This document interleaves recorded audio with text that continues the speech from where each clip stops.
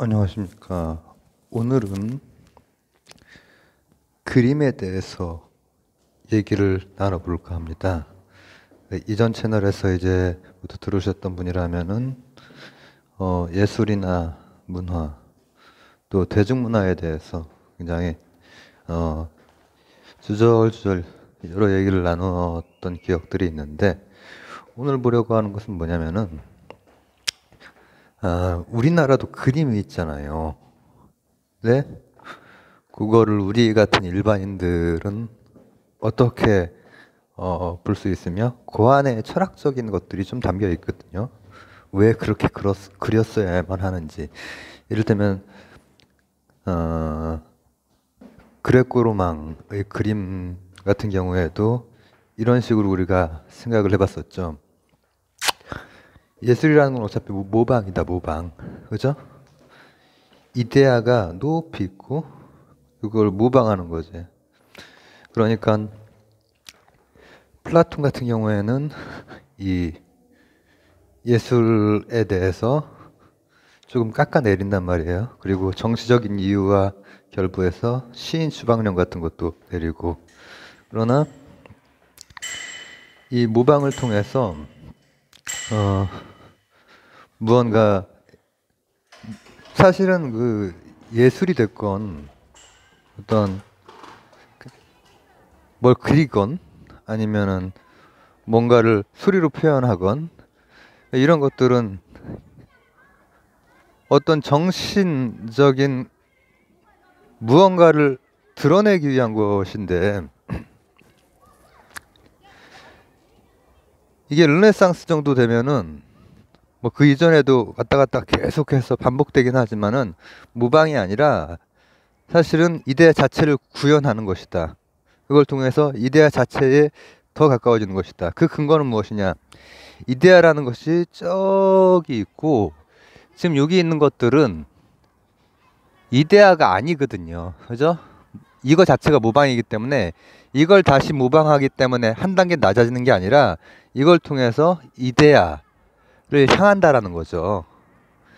이제 그것이 계속 반복이 된단 말이에요. 서양의 그 뭐랄까 미술사에서. 그리고 이제 현대로 오면은 조금 더 복잡해지죠. 오히려 그 모방된 그 작품들의 가치가 더 막 치솟아 올라가고, 그런 얘기는 좀 나중에 하고, 전에 많이 했었지만 오늘은 우리나라 그림 중에서도 조선시대 그림에 대해서 제가 이기론, 기를 중심으로 한동안 이렇게 판서 비슷하게 이렇게 끄적끄적 얘기를 나눈 적이 있는데, 저번 채널에서 우리나라 그림 어떠세요? 전기랑 후기랑 많이 다르죠. 전기는 정말 그 사군자적인 그림들, 그런 것들이 기억이 나시죠?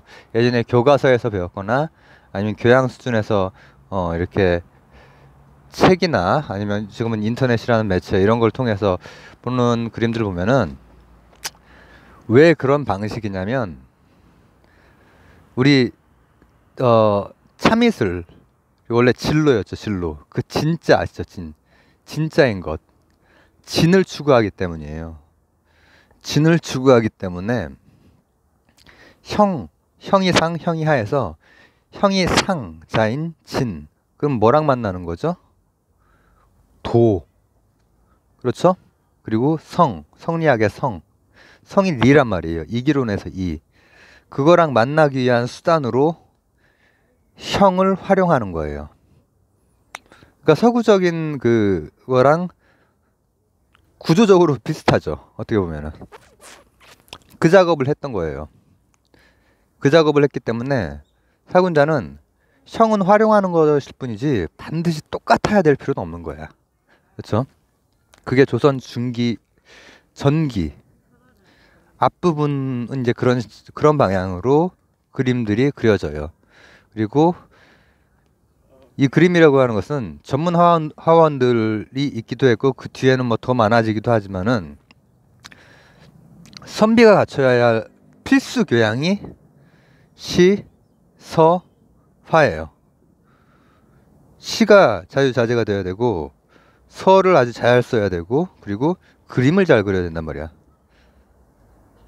이게 바로 진로 할 때 그 진을 표현해내는 거야. 굉장히 성리학적인 것이죠. 근데 후기가 되면은 이 진에 해당되는 게 아까 뭐라고 그랬죠? 도, 성, 그리고 신이라고도 해요. 신 내림 받을 때 그 신 있죠? 그 신이라고 하는 것이 후기에는 조금 더 핵심을 차지하게 돼요. 이를테면은 이익선생 같은 경우에 그런 예술 이론, 예술 평론을 하셨단 말이죠. 이를테면 이런 거예요.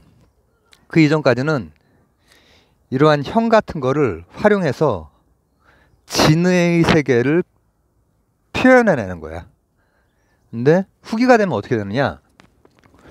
이제는 실학의 색이고, 이미 중국 같은 경우에는 굉장히 많은 그 서양 문물들이 들어와서, 그때 당시에 뭐 청나라 때 회화 같은 거 보면은 이제 이미 굉장히 서구적인 회화들, 서양인이 아예 직접 그린 회화들도 있고 그런 기법들이 들어온단 말이에요. 근데 그 기법들을 과감하게 수용을 해요. 수용을 하되 당연히 성리학적으로 수용을 하겠죠. 이번에는 그 성리학적인 형이 상자에 해당되는 것 중에 방금 말했던 도와 신과 성 중에서 신을 중심으로 그림을 그려요. 그래서 조선후기에는 초상화, 또 진경산수화, 또 풍속화 같은 사실주의, 아주 한국적인 조선적인 사실주의죠. 조선 후기적인 사실주의.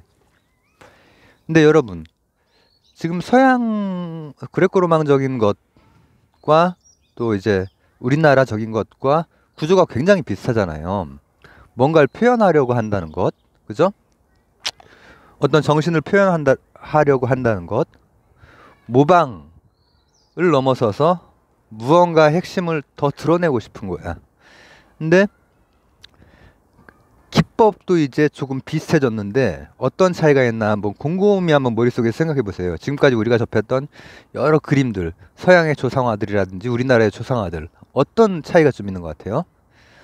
저는 표정이라고 생각해요. 표정. 서양의 초상화들은, 르네상스 이후에 있는 그런 초상화들은, 그 초상화의 주인공들이 대개는 사진 찍듯한 표정으로 그려집니다. 한번 곰곰이 머릿속에서 굴려보세요. 많은 부분 그런 초상화들이 기억이 나죠? 그 우리나라의 조선 후기에 해당되는 그 시기에 나왔던 그림들을 말하는 거예요. 그 이후의 그림들은 또 복잡해집니다. 그런 얘기는 나중에 또 더 나누도록 하고, 우리나라의 이를테면은 후기에 살았던 선비들이나 아니면 후기에 살았던 그림 그리는 사람들이 초상화를 그리는 그림들을 생각해 보세요. 표정 속에 성격이 꽉 차 있어요. 이런 것을 전신이라고 해요. 전은 이렇게 고스란히 전해진다는 얘기예요. 신이라고 하는 것은 방금 말했던 거 정신의 그 신, 그거를 전신이라고 한단 말이에요. 전신. 그래서 비슷한 기법을 써. 이제는 비슷한 기법을 어느 정도 흡수했어. 그러나 우리나라의 초상화와 그리고 서구적인 초상화를 비교를 해보면 우리나라는 여전히 성리학적인 그 기반이 있잖아요. 거기에서는 이를테면 초상화 하나를 그린다고 해도, 혹은 풍속화 하나를 그린다고 해도 그 안에 숨어있는 되게 생생한 표정과 성격 있죠. 그걸 드러내는 게 주목적인 거예요. 조선 전기처럼 그 형 자체를 조금 어떻게 보면 임의적으로 해서 진에 해당되는 형이상학적인 도나 신이나 성을 표현하는 게 아니라 굉장히 정교하긴 한데 그 안에 성격이 들어가 버린단 말이지. 표정이 들어가고, 그래서 서양적 사실주의와는 그 비슷한 시기만을 비교했을 때 좀 다르죠. 뭐 그 이후에는 서양에서도 굉장히 많은 변화들이 있긴 하지만, 그래서 오늘은 그림에 대해서, 특히 조선의 전기와 후기의 성리학의 세계란 말이죠. 성리학의 세계에서 그림은 어떻게 바뀌었는지, 요약하자면 전기에는 진을 표현하는 거야. 이런 거에 생생히 깃들어 있는 진을 표현하기 때문에 이거랑 똑같을 필요가 없어. 사진처럼 할 필요가 없단 말이야. 근데 후기가 되면은 진이 아니라 신을 표현해. 그러면 내가 지금 이거 화면 전환이 되면 좋은데, 제가 제 얼굴이 사진 찍듯이 나온 게 서양적인 초상화란 말이야. 근데 내 얼굴에 내가 뭔가 이를테면은 뭐를 한다고 할까? 조선시대에 내가 항일을 한다. 항일을 하는 사람의 성격이 고스란히 드러나 있는 어떠한 표정, 사진 찍는 표정이 아니라 그 성격이 아주 이제 그 당대 컨템포러리한 방식으로, 그러니까 형을 무시하지 않는 거야. 이번에는 형을 무시하지 않는데, 무시하지 않지만 사진 찍는 방식이 아니라는 거죠. 그러한 차이가 있습니다. 지금까지 찍었던 모든 강의가 지금 다 날아가고, 사실은 몇 개라도 고생해서 찍은 거는 지금 다시 다운을 받을까, 이제 공간이 협소해가지고 컴퓨터에 다시 찍으면 되죠 뭐. 지금 앞서 얘기했던 그 서양의 그 미술, 이것도 지금 단순화 시킨 것이고, 그 자체도 할 얘기가 많이 있고, 그 뒤에는 할 얘기가 더 많은데 나중에 또 나누도록 하겠습니다. 감사합니다.